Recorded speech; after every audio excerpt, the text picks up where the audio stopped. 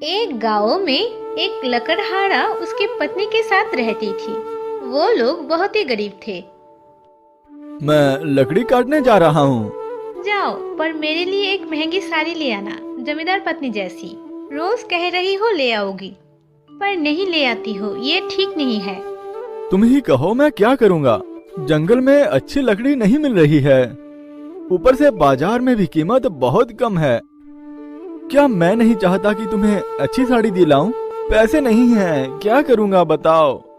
मैं ये सब नहीं जानती हूँ। जमींदार पत्नी जैसी साड़ी मुझे चाहिए।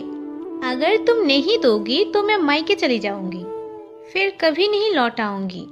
ना घर में अच्छी अच्छी खाना है और ना मैं कुछ कर पाती हूँ।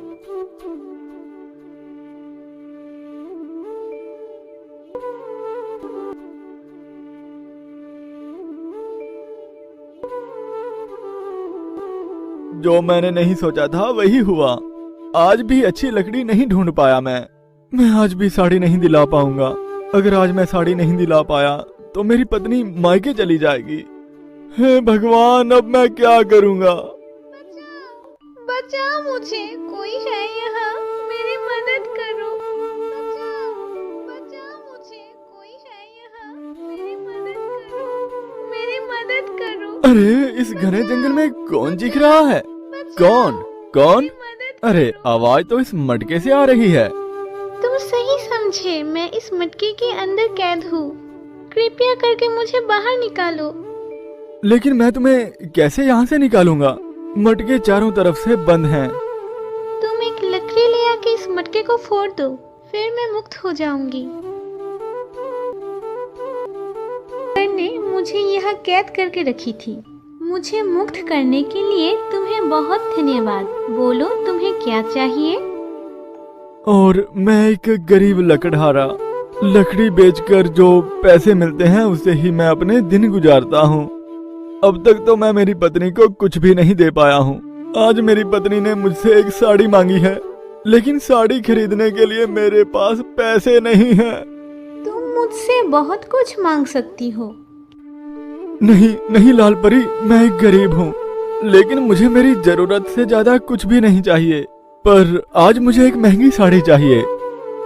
अच्छा ये बात है, मैं तुम्हें एक साड़ी दे रही हूँ।